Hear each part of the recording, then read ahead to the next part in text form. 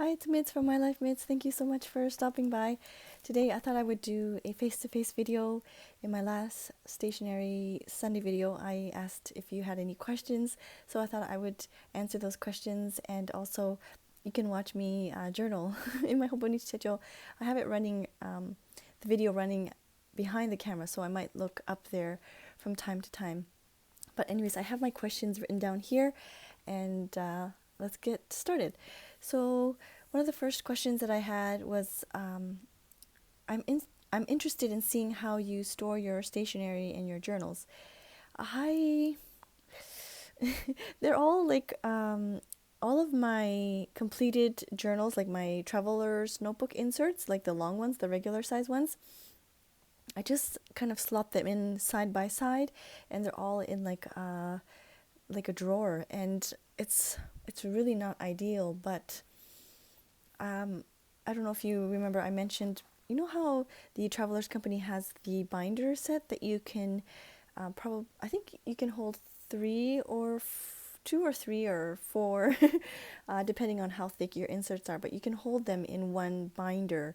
So I was thinking of purchasing some of those, but one binder is, I think, like 900 yen, so maybe $8, $9, and I don't know if I want to spend that kind of money, especially when I'm really thinking about no spend. So it's not like it's not like there's anything wrong with the way that I store my notebooks. I just store them in a drawer, and I really wish I could have them displayed nicely on a wall. Because we are renting, they don't allow those kinds of like fixtures and things.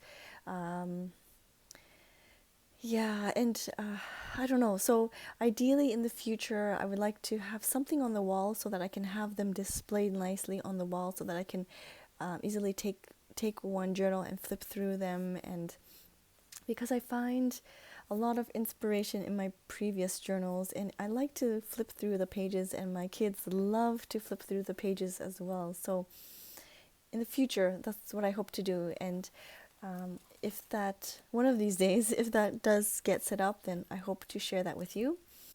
All right, so the next question that I have is, I would love to see a process video with you using some of the items you've received in this haul, or with some items from your stationery selection boxes. So in the previous Stationery Sunday video, I did a haul from Cute Things from Japan, and there's lots of really wonderful items. I've used a lot of the thick, empty washi tapes in my junk journal. I think I don't know if I've filmed, I think I might have done a journal with me already using those thick washi tapes. I've also used the really cute washi stickers.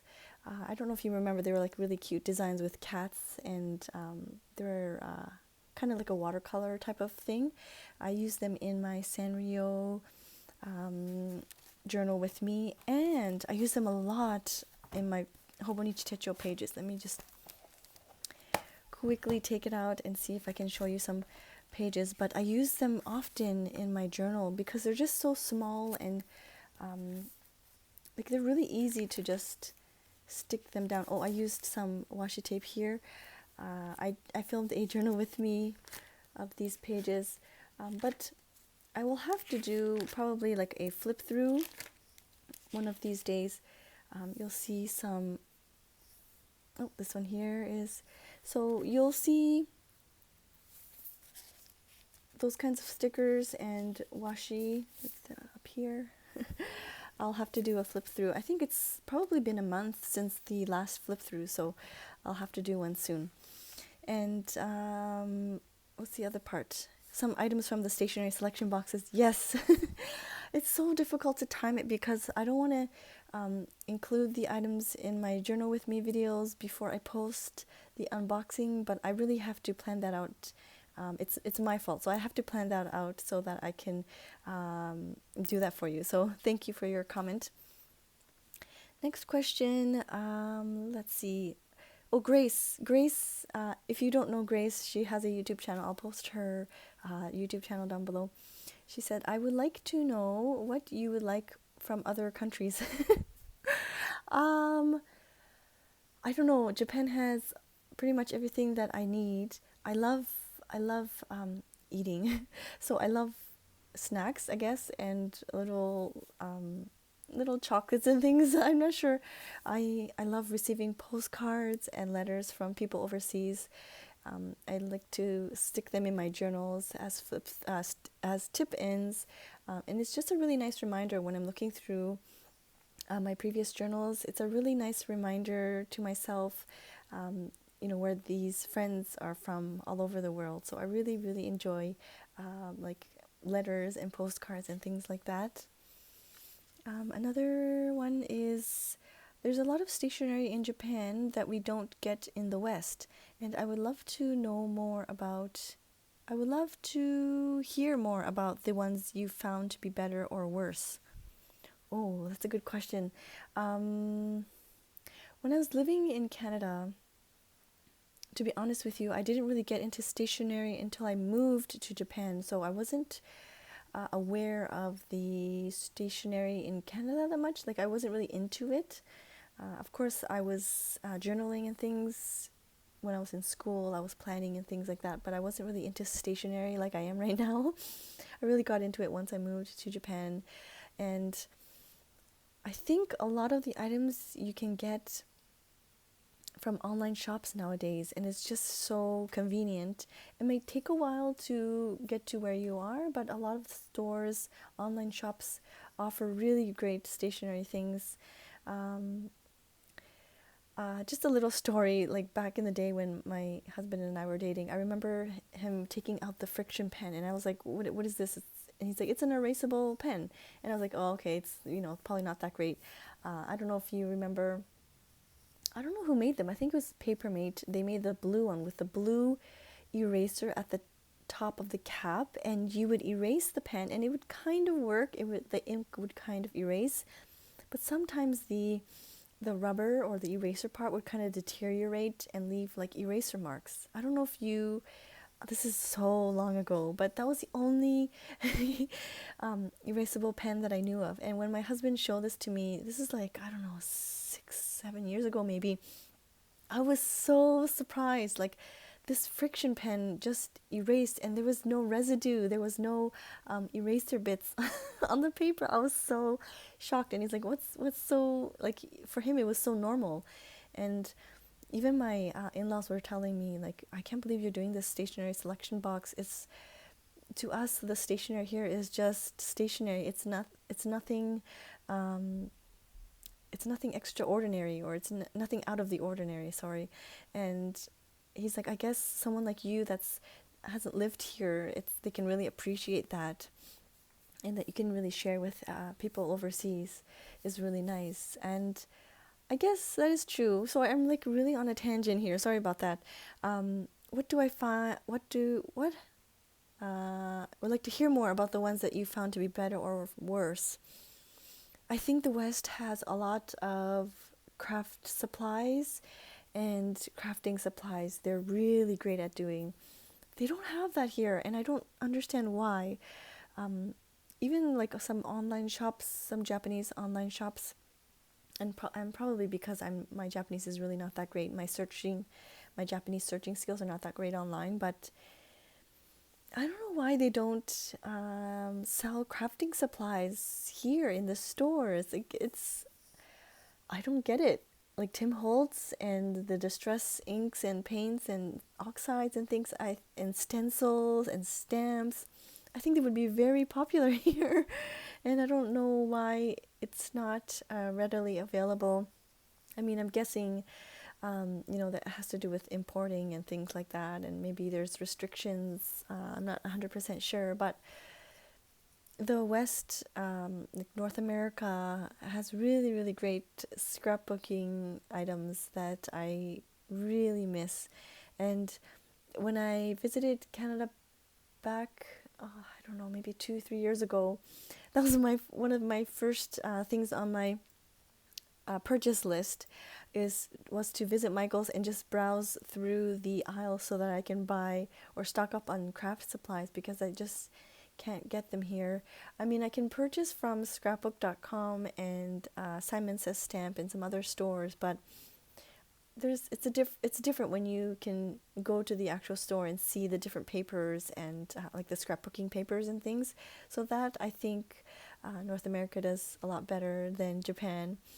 But in terms of like stationery things like pens and paper, I really appreciate the paper in Japan.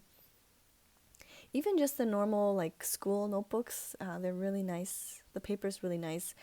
I remember when I was in school and you would get the loose leaf lined paper, and that's all I really knew of. And I mean, there's composition books, and but still the paper is not really great. I don't know what it's like now back home, and I'm assuming that it's slightly better or better, but I just, yeah, I've really come to appreciate the paper once moving to Japan, and just the amount of stickers and the quality of stickers and the art that goes into making these stickers and things. I really appreciate the detail work that is being put into. I really appreciate brands that think about the little details. Yeah, I think that's it for that question. I can ramble on forever, so I'm not too sure how much time I have left on the video. I think about 5 minutes, so I'm going to quickly go through the next one. Let's see here. The story behind the stationery selection, how it took from an idea to building your own business. Oh gosh, that's another whole nother video. Maybe I would like to share that with you if you would like to hear. That's, like I said, it's probably going to be a whole other video. It's stressful right now, and it's a lot of hard work and a lot of nights, like 2 o'clock in the morning, 3 o'clock in the morning, packing and shipping and curating the items. But yes, I would love to share that with you on a separate video because it would take way too long. Differences between Japan and Canada, how stationery is perceived, used, and designed. Yes, so I guess it kind of touched on that already. How do I organize stationery materials for small spaces? Archiving old journals and planners. I kind of touched on that too. I really hope to one day, we are hoping to move in the middle, or not in the middle, but later on this year, and hopefully I can have better storage. Yeah, I really want to share with you, because right now it's a lot of the items that I'm not using are in storage put away, so it's not even out actually. And like my laminator, I really miss it because it's not even out, and some of my cutting boards and things like that. So once we move, hopefully there will be a little bit more space, and then I can kind of organize things and then show you, I guess, my craft room or my journal room. It's probably going to be combined with the work room, so hopefully once that comes around, or once we are able to move later on this year, I'll be able to share that with you. And yeah, the differences between Japan and Canada, I really don't know how it is right now back home. I know my friends and my family, they really don't care for stationery. It's just a pad of paper or a pad or notebook, and if they need to write something down, they'll just write down. They don't think about the paper or the pen bleeding or the pen skipping or what color of pen they have. They're really not into that. But my mom, really likes letter sets. She really likes writing letters, so she likes the letter sets. And I don't know if she does this now actually, but I remember when I was a kid, she would write in her journal every day, and she had one of those like 3-year journals or 5-year journals, and she would just write a snippet a day. I'm not too sure if she does that now, but I they like the fact that I'm sharing the stationery stuff with the people overseas, and they appreciate that, but they don't really voice their interest for stationery stuff. Yeah, I really wonder what it's like back home. I would shop at, I don't think it's called Business Depot anymore, actually. There was also an Office Depot, and I don't even think that's around anymore. I don't even know the name of the office stores. But I just found that they didn't have a lot of variety of brands. They would have, the Sharpie brand and Crayola and like the major Daytimer and Franklin Covey and those kind of big brands, and Bic, of course. I'm trying to think off the top of my head of the type of things that I purchased, but like Avery and things. But I I find that there's so many different brands and different designers, even like smaller designers they have in certain stationery shops, and I really appreciate that because I really like seeing the different designers and different designs from other people. And I appreciate how some brands incorporate those illustrations and designs into stationery. I love the fact that there's seasonal items. So especially like right now it's the sakura season and there's a whole bunch of sakura themed things. And like when it's summertime, there's like summer seasons and it's like holiday themed items and things like that. And I really appreciate that here. But yeah, I think that's it. I see that I'm doing a close up now of my journal spread, so I'm guessing that's probably it for time. I would really like to talk to you about the stationery selection and how it got started, and of course, organizing my journal and stationery supplies. So I hope to do that in the future. I hope you enjoyed this video. Thank you so much for always leaving a comment down below. And if you have any more questions that you would like to ask, please leave a comment down below.